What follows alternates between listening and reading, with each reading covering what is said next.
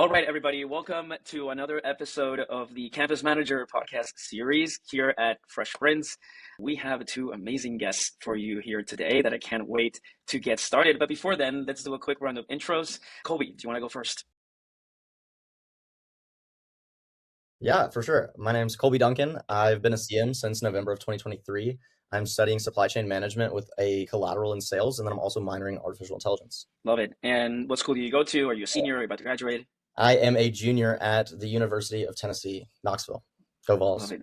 Repping every single time. Oh, yeah. So you were joined as a CM in November 2023. That was your freshman year, if I'm not mistaken. It was my first semester freshman year. Cool, cool. So the whole ride with Fresh Prince, and thanks, Colby. But we're also here with Colby's manager at Fresh Prince, Vero. Vero, please tell people out there who you are and what you do at Fresh Prince. Yeah, so my name's spelled differently than it sounds. Like to cover that first. I was born in Amsterdam, so the W and the V is switched, but it's pronounced Vero. And I started my journey with Fresh Prince very similar to Colby, actually. I was a freshman at the University of Utah, and I was a campus manager for my entire time. And during my time, I sold just over $500,000 of merch. So hopefully Colby can take that record down and, you know, set the new one. He's very close. Spoiler alert, he's very close Yeah. to that. So that's, nothing is more exciting than seeing someone that you've mentored, like, be better at the role than you. I think that's kind of like every manager's dream. So I did that in college for 4 years. And then I did the BDM internship, which is basically like an opportunity to learn what it's like to actually lead a team and build a team and kind of, all the things that come along with that. And then as I was heading into like my time after graduation, I built up my schools as a full-time BDM, where I now manage 60 college students at 16 different campuses. And my goal right now is to kind of like break my own company sales record that I set last year, and just continue to find ways to level up the people around me so that they innovate and do things that no one's ever thought to do before, and make, the campus manager role like one of the most fulfilling experiences that they can have. Yeah, for sure. And well said, Vero. And as you guys see now, we have a couple of record breakers in this call, and that's why I'm very excited about this episode in particular. And Vero, I'm glad you brought up your sales record as a campus manager at Utah, because we're here to talk to Colby today about his own record and how he's likely going to break yours very, very soon. Colby, you have done over $450,000 worth of sales. Now it was 2.5 years as a campus manager at this point, not even half, so 2.25. We'll get into the entire experience, right? But let's take it to the early phase when you had just started as a campus manager. Walk us through November 2023. You're walking into this role, you probably have no idea what to expect, no idea also what you're going to ultimately achieve. How was Colby back then? What did your first, couple of months look like in the role? How did it all feel?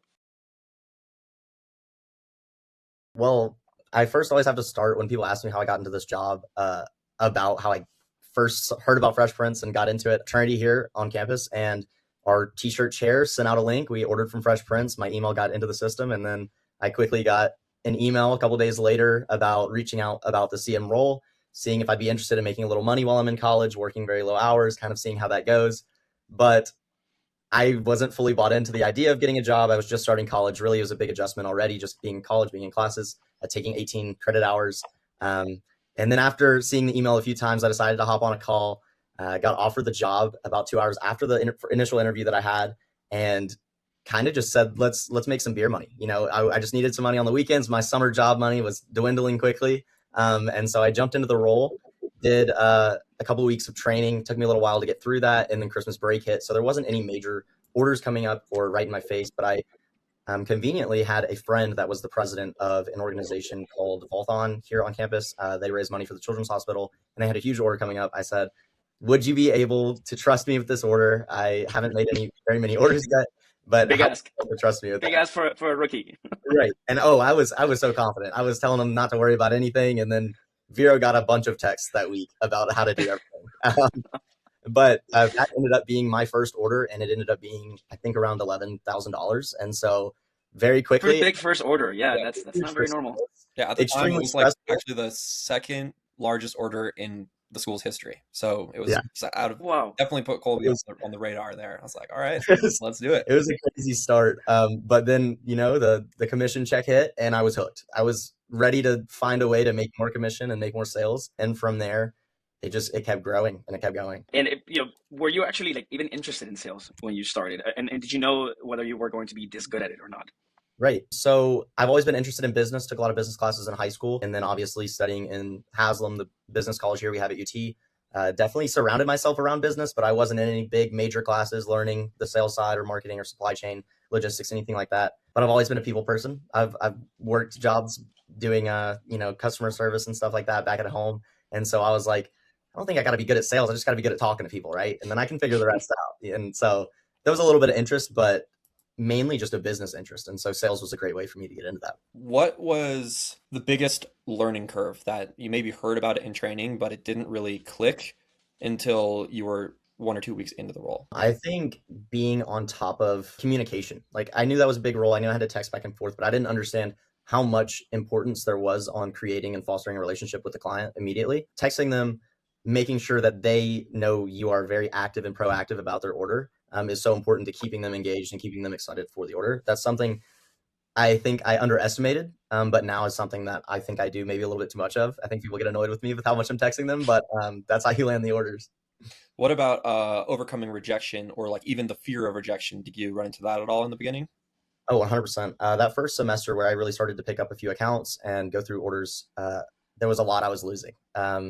There's such an oversaturated market for apparel, especially on college campuses, that I felt like I was competing with 5 people for every order, which I probably am. I don't know who else texting my clients, but I assume there's probably 3 or 4 other companies all working to do the same thing that I am. And rejection was hard. I think, Vero, you can attest to this. We've had probably 3 or 4 conversations where I'm like, dude, I can't do this. This is so rough. I can't put so much effort in and then it not work out. And you're like, hey, put your head down, nose to the grindstone. It's going to work out. They're going to come around.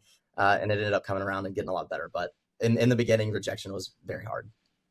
Yeah, I'm glad you listened to all of those cliches that Bureau was throwing at you at that point to make you stay motivated, because ultimately it is about, dealing with that and understanding that it's all part of the process, right? When we talk to campus manager candidates, in the interviewing phase, in the recruiting phase, we're like, you're going to get rejected. Everybody goes through this stage, and those campus managers who persevere and can, not give up on the follow-ups. You mentioned earlier how when you signed up for the interview as a campus manager, that it was after this third or fourth email that you had received from us, right? And that's the power of follow-up. You wouldn't be in this position if we hadn't, sent you those follow-ups on that email and made you want to sign up and be interested in the role.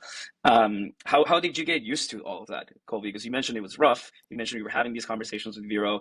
When did it click, and how were you able to just put that behind you? I think I'd say it's a 50-50 split between the just learning the business and being comfortable with it. I think in the beginning, it was very hard to get adjusted to rejection and get adjusted to things not going your way or things being complicated or an order issue comes up. But once I was in the role for a couple months, those things slowly become mundane things that you're dealing with all the time. And they're things that become easy and much less stressful because you know how to handle them. And then the other half of that to keep going through it and push through. So I'd say the other 50% of that was Veer's guidance, for sure, being able to understand situations, but also his guidance on being organized, being on top of more than just putting out fires. Veer and I talked about that a lot, that in my first few months and even in my first year, a lot of the way that I was succeeding was just handling a problem right when it got on my desk and came across my laptop. And once we started to try and prevent those and be ahead of the problem, the job became much more easy and it became much more mainstream for me to just get through these problems, keep moving forward, keep pushing, keep learning. And then it became comfortable. Even when something bad happens, you're like, it's all right. I know how to handle this. I can get through this. I don't have to text you Yeah, all times. I can figure it out. yeah. And mainstream is an interesting word to put out there, because it's like it's what you expect almost, right? Like things are going to happen, and it's my responsibility to own these things and to solve these problems, right? That's why I'm here. And really, that's what ultimately separates, good from great campus managers, is those who can really take that relationship and own it to the point where like you almost feel responsible for every single detail of the customer experience. Yeah, exactly. 100%. Honestly, just to like add on there, two of my favorite sayings that I keep coming back to is you want to ask yourself after a meeting with a client or an interaction with a client, how, if they're going to remember one thing from this meeting, what's that thing going to be? And most of the time, it's not even going to be what you said. It's going to be like you made them feel a certain type of way, or you left a certain impression of like, Colby seems to be just as invested in me having an awesome experience, and he gets how much pressure I have to make my sorority or my fraternity or my club excited about this merch. Like, that isn't really about what you say, it's about how you say it. And are you being genuine, and are you making good eye contact, and are you smiling, and is it like your presence makes them feel like they can trust you? And I think where a lot of people go wrong is they get stuck on text the whole time, and they're like, well, I'm following up, so I must be doing my job right. But that text blends in with the 10 other companies that are texting them, and it ties into the other saying that I like. So the first saying is like, people will forget what you said, but they'll never forget how you made them feel. And you can only get to that point if you have in-person meetings that have happened, or a FaceTime or something to get on a first name basis where they can say, like, Colby is the reason that I am loyal to Fresh Prince, not the other way around. And then the second thing is people don't buy what you do, they buy why you do it. Because if you're not able to say, like, I know right now if I go to Tennessee and I randomly interview one of Colby's clients and I say, why do you guys love Fresh Prince? They're not going to say your products, your pricing, your design tool. Like, as much as the things are awesome, they're going to say, Colby takes such great care of me, and he's always responding quickly, and he meets up with it whenever I need. And when things go wrong, he makes it a priority to fix it. Like, I think that that's the part that people, they try to find a shortcut for, or they think they just underestimate how much you need to invest to get someone to actually say that they love your company versus they just kind of like it. Yeah, and that's such an important concept here, I think, as well, that I want everyone to grasp, is that what people think, what Colby's clients think of Fresh Prince is actually what they think of Colby, period. Right? And that they feel taken care of and communicated with and supported, and everything is smooth, and that they trust Fresh Prince is because they trust Colby. And that's also the reason why they keep coming back, right, to Colby and ordering with Colby over and over and over again. And you have some experience, Colby, dealing with large accounts as well. One of the reasons why we have you here today as well is because recently, Bureau told me you helped us win a really large account back to come back and work with Fresh Prince. Can you walk us through what happened there? When were you tapped? How did that opportunity even came about? And how did it all unfold? I did want to touch on what we were talking about a second ago. I asked early in my Fresh Prince career, I had a marketing professor, and I was trying to win a big client over, and I asked him what his best advice was when meeting a client for the first time. And I wrote it down, and I've had it on my wall since, but it says, forget what you say, remember how you make them feel. Wow. We didn't plan for that, but that's awesome. That verbatim, exactly what you said. It's not about what you say, it's about how you make them feel and the experience I have with you. So I thought that was so awesome that you said that, and I'm looking at it right behind my laptop. This was not scripted, folks. This is all organic. That's awesome. That was written a year and a half ago. But yeah, about the biggest accounts and winning some of those big accounts back. I remember Vero tasked me with trying to get my position promoted from campus manager to key account manager, which is something we kind of built within our team.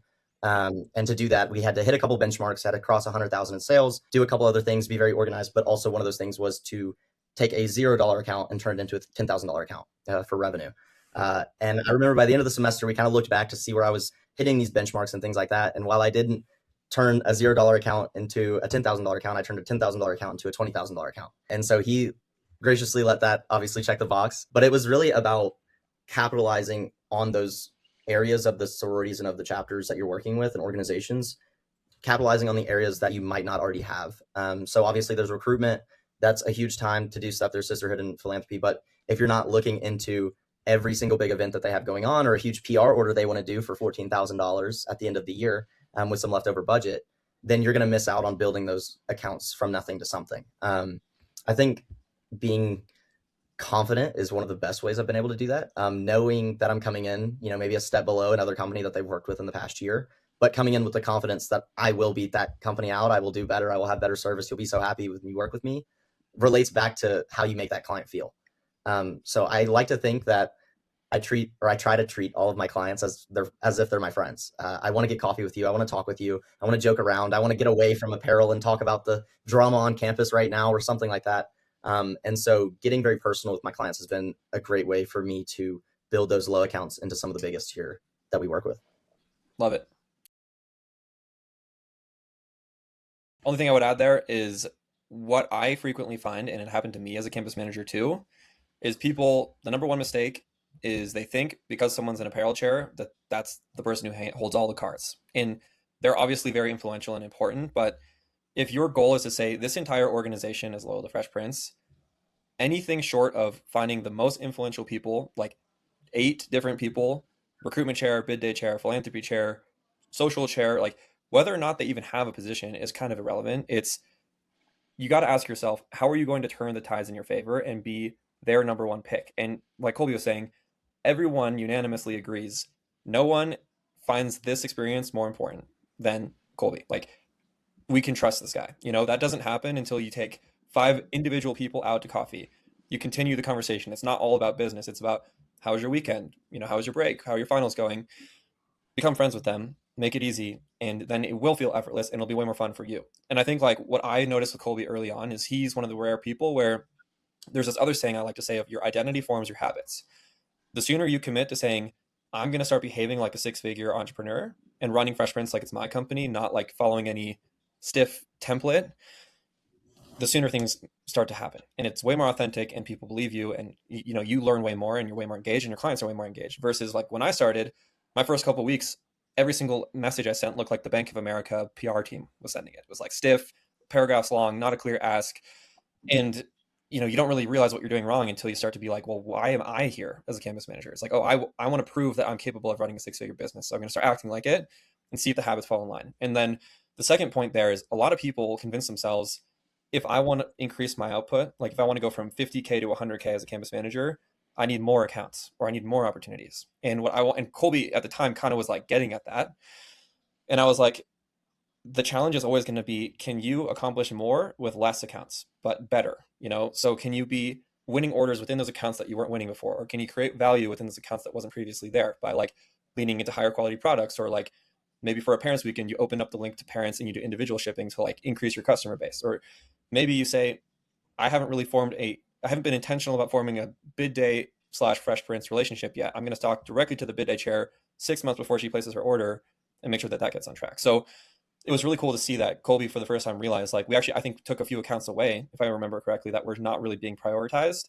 And that extra bandwidth was totally redirected into being great with a smaller number of accounts instead of being just kind of good with a large number of accounts. And the result was something that was already pretty good went from 10,000 to 20,000 essentially in an overnight. It was like consistent follow through, but like that decision to really double down on, it's not about more, it's about less but better, really did open up the doors for Colby to prove to me that he could be trusted with bigger responsibilities. And the result was he placed one of the biggest orders of his career like 2 months later, which was like $35,000 in a single order. So anyway, pretty cool full circle moment there of like quality over quantity, getting a few customers who really love your company versus a few that just kind of like it is always going to be the best strategy, and just continuing to invest in those relationships and never getting too comfortable. Yeah. Well said, Vero. And it is ultimately about investing in those relationships. And we were filming or recording an earlier episode a couple of weeks ago with another campus manager. I don't recall who it was, but we were asking them like, well, what's the secret? How do you get these accounts to work with you over and over again? And it wasn't rocket science, obviously. But one thing that stuck out to me was like, well, when there's an issue, I just grab the phone and call them. And I'm like, wow, that is significantly different than like waiting a couple of hours and like emailing that something is up. It's like you are on I'm going to call you whenever something's up basis with your clients. And that's totally fine and acceptable. And that's the kind of relationship that you have with them. And they will call you also whenever they need something. There's a difference between like just texting someone something and then calling them and, really solving something quickly and expeditiously to the point where like it really shows that you care more than just like texting someone. Right. And you seem, Colby, like one of those campus managers that like you do whatever you have to do to communicate what you have to communicate and to move as fast as you can to the level where, to the extent really that you're, like you mentioned, you're friends with your customers, that you ultimately really, really care about what the outcome of these orders are and what their experience is. Actually, that reminds me Very of nice. another question that's pretty similar to this. Colby, I'm curious if you were, passing along information to a new campus manager, what does the statement, you can never be too paranoid, mean to you? And do you have any specific examples where you learned that the hard way and you really felt it?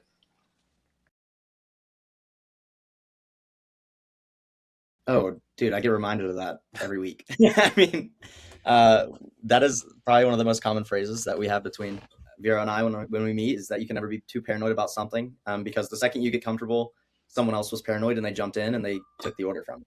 I think personally, just recently, Vero and I were trying to land a huge account, Analytic, which we've notoriously lost the past couple of years here at UT. And as much as I worked as hard as I could, I wasn't able to land the order because they had a client that, a company that they'd worked for in the past that they were a little bit more comfortable with. Vero and I take a deep dive on where we missed this opportunity.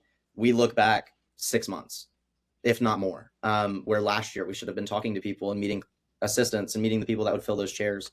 And so it's always in the back of your head that this might go wrong. Even some of my most comfortable clients who I would never guess to switch up and go to somebody else because I feel like we have a great connection. it happens. Something comes up. Someone texts them the day that I was texting somebody else, or they have a friend from another SEC school who works for a company that they want to hook up. So being paranoid is definitely the right feeling you should have when in this role. Because if you're not paranoid, you're behind, or you're going to be missing out on the opportunity of something down the road. Yeah. Well said. I was going to add to that because I think that this is the advice that I would have given myself if I could do the role all over again. There's things you find yourself saying over and over again as a BDM.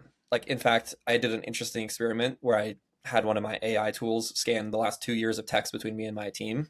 And there's certain questions that I have answered 16,500 times. So that's just like part of leadership is like you are going to be a broken record and people are you're going to see them make mistakes or head off of a cliff, but you're like, I kind of need you to touch the stove and get burned here for this lesson to stick, you know?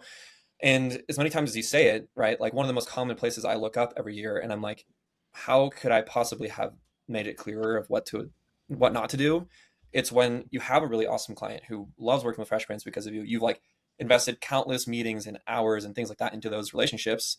And you assume, which I did too as a campus manager, oh, they'll just hook me up with the next team. Like I'll wait for them to come to me or something. Like you basically get really complacent and you'll either like not loop in everybody, like you'll kind of take the layups and you won't go out of your way to get like the other people on the exec team that really matter.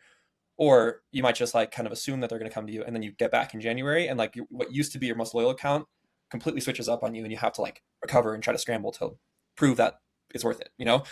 So the advice I always give people is like, what do you need to do when you leave for Thanksgiving break, when these exec teams turn over, where you should just assume, being paranoid, that they're going to switch unless you convince them to stay? And how would you change your behavior if you were like, unless I look them in the eye by Thanksgiving before I leave and I get a commitment and I hand them a sample and I, rebuild a friendship from scratch, I'm not going to keep this account. And I think that people in Colby's shoes who have personally experienced how quick it can switch up, they realize like that's why you never leave it up to chance. You leave no stone unturned. You get as many people who are important to trust you, and there's no shortcuts. Like you have to do meetings, you have to get to know them. I would even be curious to hear from you, Colby. Like the first meeting is really important, right? You hand delivered like 15 samples to all these different exec teams earlier than any other company even knew who they were. But what did you learn about the importance of the follow through after that initial warm introduction? Yeah, I did probably 10 to 15 in-person separate meetings with people or in group settings, but probably met with 15 different clients before Christmas break was over, depending on when their elections happened, or excuse me, before Christmas break started. So this was, right around Thanksgiving, right when those new exec teams start to pop into place. I just was texting as much as I could, went and got coffee or lunch, and I still have tons of samples that I can give out if I need to, but was just making sure that they knew, hey, I'm Colby. I got your back. I'm hooking up with some free stuff. This is going to be such a great year. And you get them excited for the role because a lot of people assume that these new elected members of a committee or of a t-shirt group or recruitment understand every aspect of apparel or how to get it or what to do. But when you come to them and you're able to say, hey, I know you're stressed out already about the role and you have so much other things to deal with than just apparel. Let me take the weight off your shoulders. Let me do the heavy lifting. Let me do the complicated stuff. Email back and forth, talk to an art team. They're thankful. They're so happy. But without a good follow-up halfway through Christmas break or after Christmas break, because that's almost 2 months, you're going to lose that feeling where they knew you had their back. So you have to keep the text rolling through, keep talking, talk about things coming up, ask for themes and ideas months ahead of time when you know they don't have them, but they now know that you are locked in on carrying that weight and taking it for them and doing it for them. And so I think the follow-through is just as important as the initial interaction with the client. Totally agree. Yeah. I would even take it a step further and say the initial introduction is 10% of the battle. The next 100%. 6 months of following through, and like hopefully, you're one of the people, Colby, where I don't have to tell you when to do a meeting anymore. You can feel that things are not as secure as they need to be, and you do it. And I think that a lot of campus managers think, I'll do the meeting and then I'm good for the next 6 months. And when I say investing in the relationship, it's like you got to ask yourself, is there any downside? Well, first of all, is there such a thing as too many meetings? Like probably not, unless you're like literally meeting every day. I don't think so. But I always ask campus managers, I'm like, if you just said every Friday, I'm going to pick at least one client that's really important to me and make sure I meet or FaceTime or have some type of like human interaction with them, even a voice memo could technically count. Is your life going to be any harder than it currently is? And it's like, and I don't think anyone would disagree with the fact that like, if you actually did that consistently, you just implement it. All right, every single month, I'm going to meet with this one client and rotate so that every week that lines up with one meeting a week. For sure, you're going to be more on top of it, more in the loop, and be able to like be 4 or 5 steps ahead of every single order and avoid any last minute scrambles. So I'm kind of curious, honestly, to hear from you, Colby, like why do you think so many campus managers who have basically an unlimited coffee budget and who go to the same school as their clients, why is that? Is there so much resistance to just picking up the phone or to like initiate a meeting or to establish from day one, I want to meet with you guys every single month, not just once?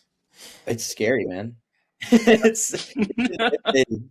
It's intimidating to go meet with a couple clients and talk to people and hopefully have everything together and polished. But I think also it takes a certain itch that you need scratched to be like, I'm gonna do this job to the best of my ability, regardless of what it takes. And that takes a special type of person. And that's why there's very varying levels of CMs, from amazing across the board to have never done an order and they've worked for us for a couple months. But I think it's initially scary to do that. I'm a big people person. I'm a big talker. So it's not too bad for me to just say that this is what we're going to do. This is how it's going to happen. And then just go meet in person. But I also think it's one of those things that once you get past the first couple meetings, or you get past the first and you see the results of it, you see the relationship be so much stronger. You see people trust you more, and they come to you for more with more trust. That's what hooks you onto the idea of, okay, I need to get coffee. I need to talk to them. I need to make that impression in person to build that friendship. That's my whole goal. I also think some people don't understand the requirements of the job. It's a demanding job. And if you really want to succeed, you're going to have to put the work in. It's not a clock in and clock out type of job. There's going to be problems at 11 o'clock at night, and there's going to be problems at 6 a.m. So be ready for those and tackle them when you can. But if you're not fully bought in, you're not going to get the full. I have a follow up to that, Colby, because you said initially scary. Yeah. Right. Is it still scary to you today to, pick up a phone and be like, hey, let's meet, let's talk through this? Has that changed over time? Because you also spoke about confidence earlier. It's like, well, I'm just walking into these meetings very confidently. And that's a really good, sign for our clients. Can you be both confident and have anxiety and be scared of something? Is that something that you still feel? I don't know if I would relate that feeling to anxiety as I much would paranoia. Like Vera was talking about earlier, if you're not paranoid, you're not ready. And so going into these meetings with confidence is great. But if you're not paranoid that you could still lose it after the coffee and after the lunch, then you don't have the right mindset, because you're going to be, too confident and miss something or whatever. But definitely being in the job for over 2 years now, I have a good feeling I know most things about apparel and fresh prints like the back of my hand. I have a meeting in 45 minutes with 3 clients for coffee. I have a meeting on Monday. I have a meeting on Wednesday, all over coffee and calls and things like that. And so not necessarily as scary now, because I lean on it so much. I want those meetings. I want it to happen. I want to build and foster those relationships so badly that I'm not scared to walk in there and be like, what apparel do you need? I'm going to show you how we're going to make it. And it's going to be an awesome experience. Yeah. Because after you walk out of those meetings and you have answers and solutions to the problems, the paranoia levels are a little bit down at that point, right? And you don't want to be paranoid. You want to be paranoid, but you don't want to be paranoid all the freaking time. Right. That's not a healthy state to be in. So, your desires are like getting to these calls and fix things and get the answers that you need to carry forward all these orders. I was going to say also, just like final thought on that one. The first thing is, you can't build any genuine self-confidence if you haven't been a little bit scared. Like, I love to use the cold shower analogy, where you're like, I know I'm going to feel better after the shower, but it's going to suck in the moment. That's kind of what sending your 5th follow-up in a row when you just sent the 4th one and you think you're being annoying is going to feel like. Or maybe it's your first time ever doing a client call and you're like, I don't know if I'm going to say the right thing. I'm a little nervous. Like, it's actually important to voluntarily step into uncomfortable situations like that and prove that you had that little hesitation, or like maybe you were trying to negotiate with yourself, but the part of you that cares more about growth and cares about challenging yourself won and did it anyway. And like, the more examples you have of that, then you get to the point where Colby is, where you're like, you don't really have to think twice. Like, yeah, maybe there's still some level of like, ooh, but he has probably 100 examples of feeling that feeling and doing it anyway. That build real self-confidence. And if you try to like fake self-confidence, that's just delusion at that point, because you don't have any actual examples where you're like, I wasn't comfortable and I did it anyway. Because at the end of the day, we all want to be the kind of person where you keep promises to yourself. That's what matters. Like, I think it was, were you the one that told me like the Red Hot Chili Peppers song? Or is that someone else? Me? The only other thing I wanted to say there was Colby, he's got 60 CMs and I'm rotating. So it's difficult. Actually, no, I remember. Shout out Will Del Porto. He's like, I don't ever want to feel how I did that day. or was that you? Mm. I can't remember. No, I think you're thinking of the quote I shared with you that I've lived by this motto since high school, that you can never find new comfort zones without being uncomfortable. Yes. Um, Oh, I remember too what you said. You said, when I'm having a really hard day or hard week, I just pretend like I'm playing a video game and I'm stuck on a hard level. yeah, Yeah. I'm on a hard level. I'll And get through it. honestly, like this is my favorite part of my job sometimes is like to have this call sometimes where like I left genuinely inspired there because I was having like a really shitty week. And Colby's like, yeah, dude, it's just a hard level. And I'm like, you know what? You're right. Like, treat it like a game.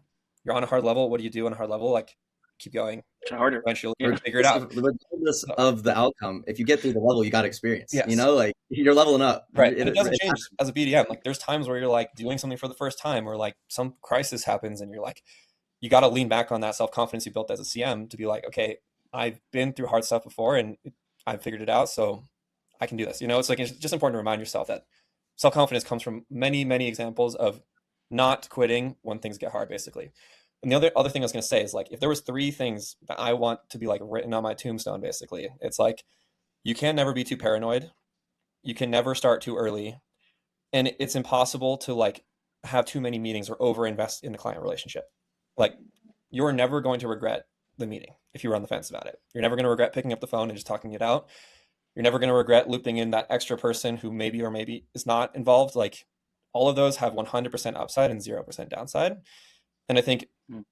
every single campus manager, including myself, until you realize the cost of not doing that, like you lost an order that you could have won, but you texted them too late, or you didn't loop in like the person above them, you just talked to the whatever, right? Like, until you feel the pain of like, this was preventable and I could have won it, but 6 months ago or 4 months ago, I didn't send a text because I convinced myself something else was more important.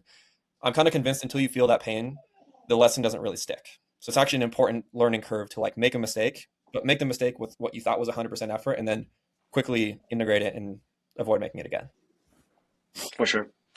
Well said, Vero, and great stuff overall, guys. I think a lot of great concepts. And Colby, the hard work doesn't stop. You are now committed to going into the BDM internship. And just to close out, the episode here, what about mentoring other campus managers really excites you? Why did you take this job?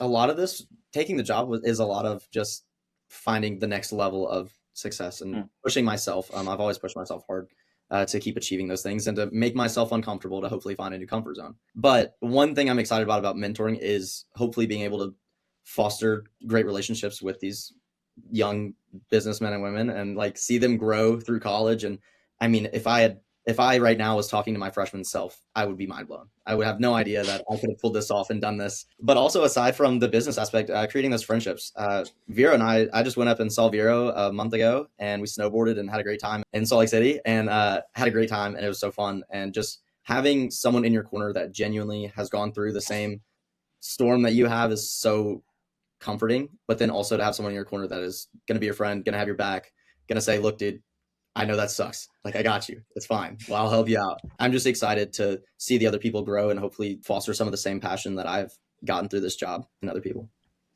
I love it. And I think, your experience combining with the fact that you describe yourself as a people person, that is going to be, I think very special journey for you as a business development manager at Fresh Prince. And I really can't wait to see what you can accomplish and what you bring to the table there. And Vero, just some closing remarks here on Colby and what advice you have out there for future people who want to become BDMs as well, ultimately.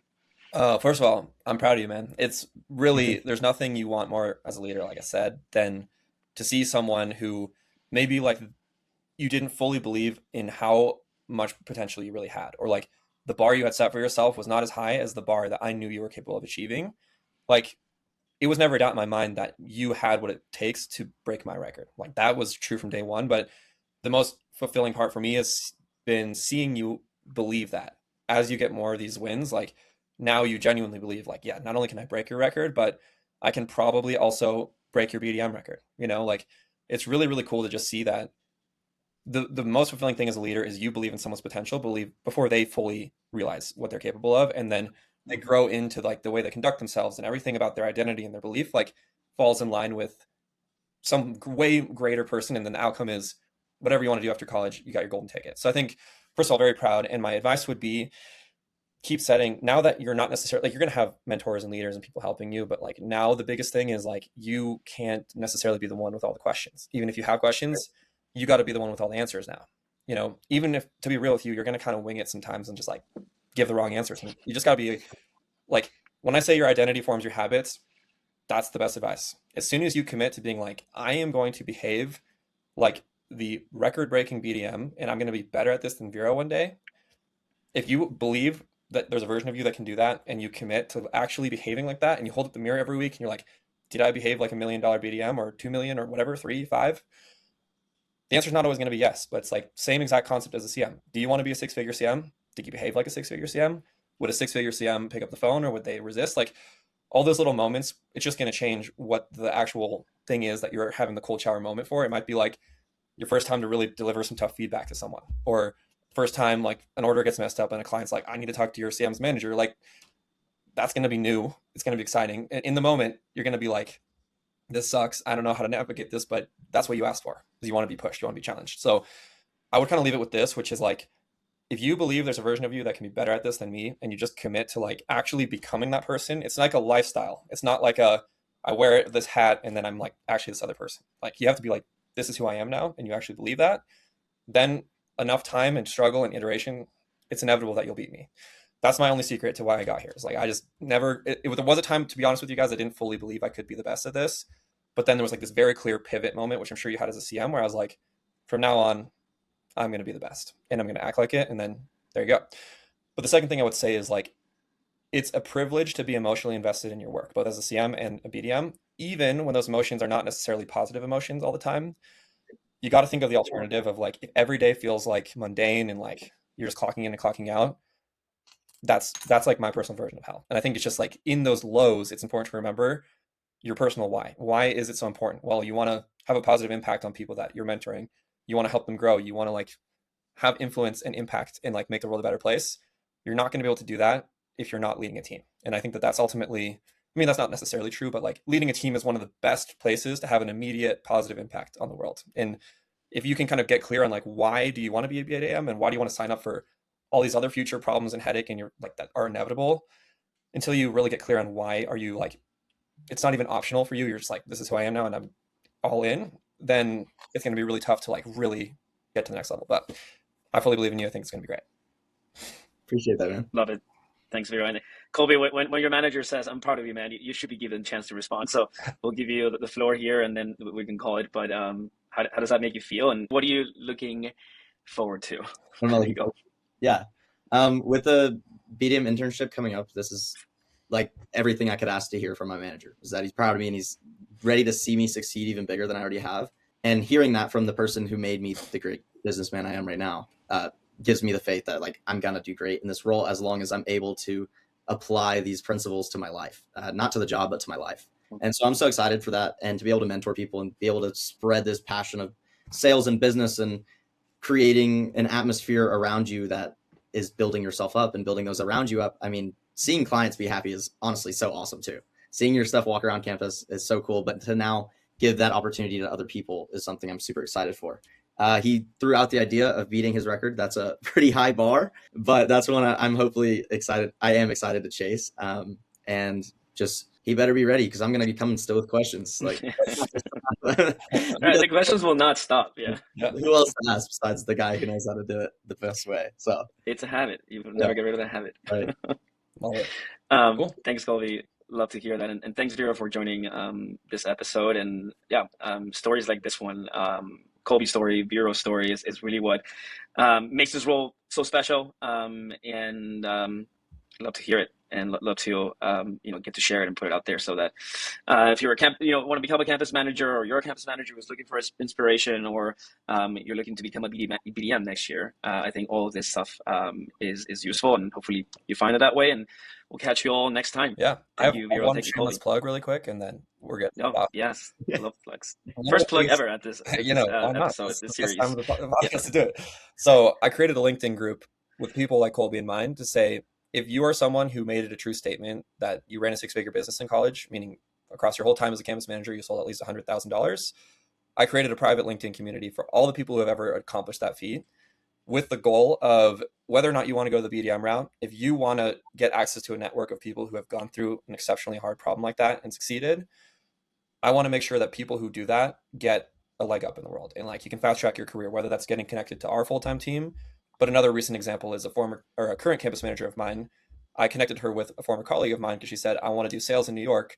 And within literally 30 seconds, there was a call set up that's now leading to an interview and potentially a job. So things like that. I mean, alumni networks and LinkedIn is great, but if we're being honest, most of the time it just results in like connections. It doesn't actually result in a real in-person or a phone call or something like that. And I think the value of this community is that if you say, here's where I want to work, this is my dream job, this is my dream industry, I just want to learn more, get involved, get a fast track, within 30 seconds, within 30 minutes, we can hook that up now. And that should really be something that is reserved for the people who are fully bought into this. So excited to keep building that community, excited to see Colby grow.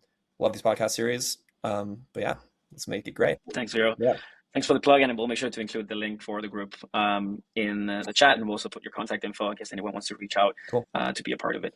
But yeah, thanks, guys. All right. Catch you all next time.